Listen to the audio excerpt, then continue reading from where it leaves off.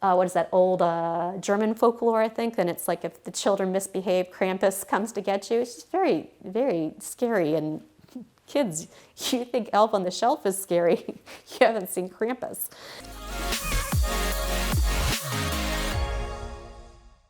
Hey, I'm Erin and welcome to Live in Richmond, Virginia. Today's video will be about what $600,000 will get you in the city of Richmond in several different neighborhoods. If this is your first time to our channel and you want to learn about all there is to know about living in the city of Richmond, hit the like button, hit the subscribe button, and make sure to hit that little bell so you'll be notified every time a new video is released. So for sure, if we're looking in the city of Richmond and people are like, I want to spend $600,000, Erin, what can I find? I'm going to be like, well, we got to take you to Cary Street because we're going to end up there at some point during your stay anyways. So the great thing is you can get a good size home in Carytown for $600,000. If you're looking to go larger, I probably am going to recommend that you go to the Museum District because you're just going to find a lot more options. For all of the neighborhoods in the Richmond area, $600,000 actually is going to get you a fairly high-end property in the Carytown area. Expect that it's going to be, for the most part, at least 3 to 4 bedrooms. Most of the homes are going to be, were also built in the early to mid 1900s, and most of them are either going to be a 4-square or a ranch. Again, very tightly set together, probably even tighter than some of these other ones. And also they're going to feel a little tighter because the residential streets throughout Carytown are a lot more narrow than they are in, say, like the Museum District, for sure. Renovations for, another one that you're going to be looking at, and do not be surprised if you're seeing 1.5 bathrooms. In fact, that's actually pretty common. To get a 2-bathroom is pretty rare in Carytown, even at this price point. Again, you're going to have those deep, narrow courtyard sort backyards, probably going to have an upper balcony and maybe even a covered porch. Most people are going to do some cool things in their backyard, maybe some stringed lights and some hardscaping, and likely you will have some probably a back alley that you can get to your house, but do not absolutely 100% anticipate that for sure. Having a driveway or a garage in Carytown is almost unheard of, so be prepared for that. Inside, for any kind of renovations at this price point, definitely expect that you will see renovations, but not to the nines. In fact, one thing I've noticed from a lot of people that I take into homes in that area, though they love the vibe of Carytown, they'll say, for what I'm getting here, a lot of times they're like, this feels like maybe this was a rental for a while, or this might feel like a flip. I would say for the most part that the renovations are going to be kind of on the budget end rather than the luxury end that you're going to see more in, say, the Museum District in this price point. When it's time to throw your housewarming party, excuse my French, but parking is a bitch in Carytown for sure. And the other thing is a lot of the streets there are one way, so you know how that goes. You like go, okay, hey, maybe I'm not real comfortable with going that space, and then you go to turn around and you're like, my God, I have to go 5 different blocks to go there. Now, there are a few parking garages, verbs right there, a few parking garages in Carytown that I'd probably recommend that your friends just go park there, pay or validate their parking, whatever, make it a whole theme for your game, like, oh, we validate parking. Have them park over there because that's going to be a lot less of a headache. I wouldn't say that you have to worry too much for getting towed in Carytown, but it's just finding spaces, particularly if there's a festival going on, and that's a lot of times when you're going to have people over anyways. If it's a Friday night or a Saturday night, getting a parking spot, it's just not fun. So I can only imagine living down there is going to be a little bit harder sort of thing. The other thing for Carytown sort homes, with them being a 4-square, those tend to be, kind of narrow, deep homes.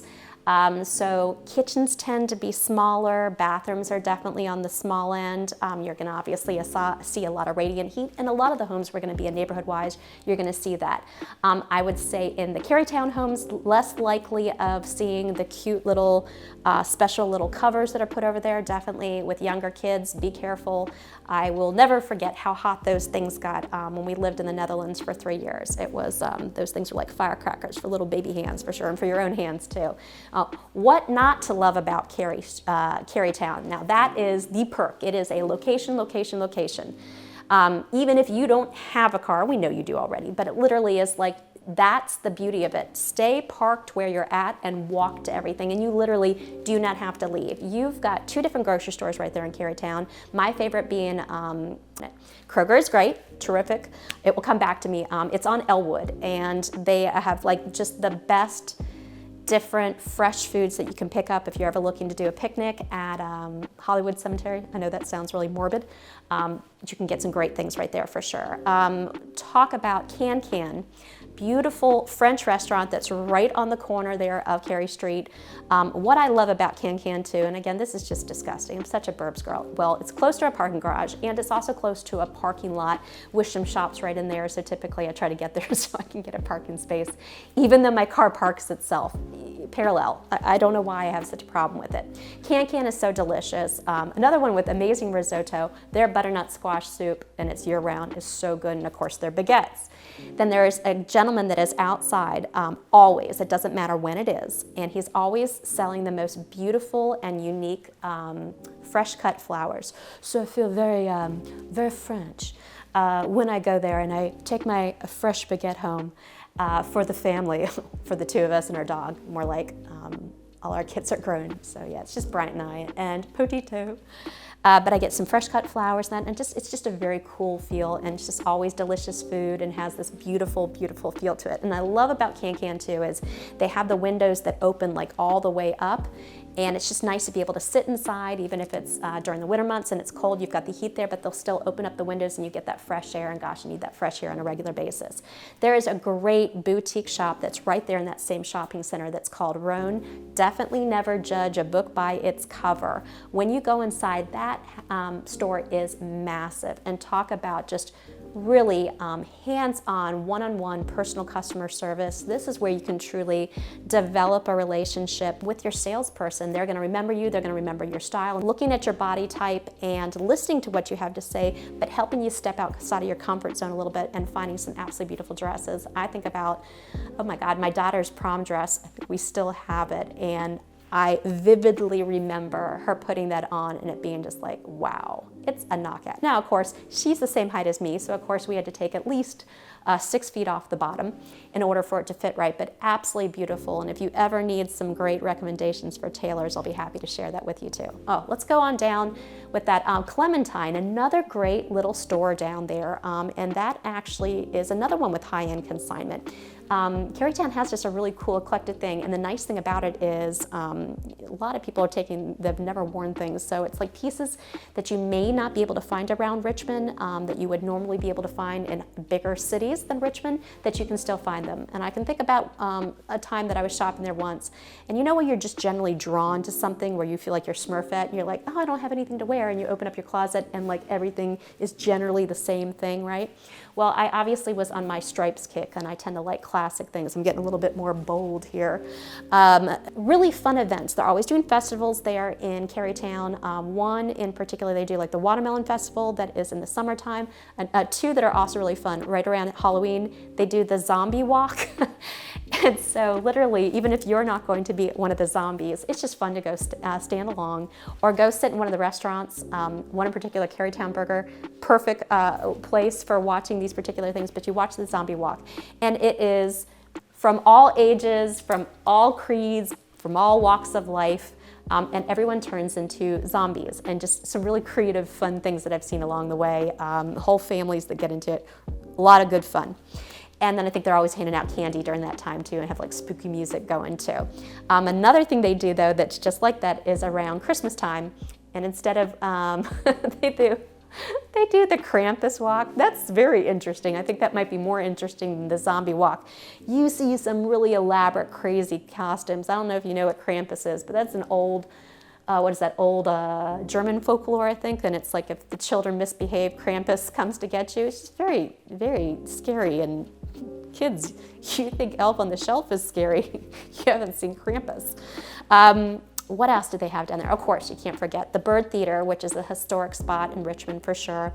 And the funniest thing is, like they were doing like dollar movies forever. Like you'd go and see an older movie that was kind of out of the main theaters and go there, and everybody'd line up. It would be this whole experience. And you know, when you go into the lobby, it's kind of like, oh, it's this really old theater. It doesn't have the nice new like vaulted and open spots like a big theater would. But then you go into the theater, and I think I had been there at least 5-7 times before I even looked up and noticed how beautiful the Byrd Theater is. It's like the old, beautiful historic theaters with the really neat like balcony seats and just the beautiful mosaic on the top and the beautiful curtains and mosaics.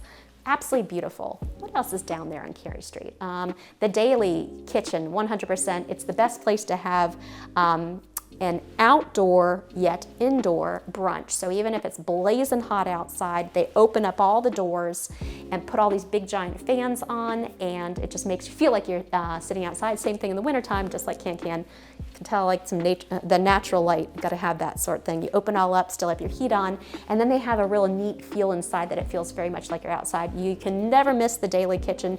Just go down Cary Street and look for the big giant lime green umbrellas. You cannot miss it. I mentioned Carytown Burger.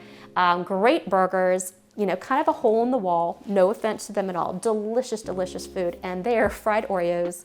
Who says you have to wait to the state fair to get fried Oreos? You can get them right there at Carytown Burger. And again, it's a great vantage point to sit right up there at the little bar and look out and watch all the Krampuses or the zombies going by, whatever, or just the crazy people all going by. Always lively down there. You have people all, you know, street performers doing things. It's just something kind of neat and interesting and cool always goes down there.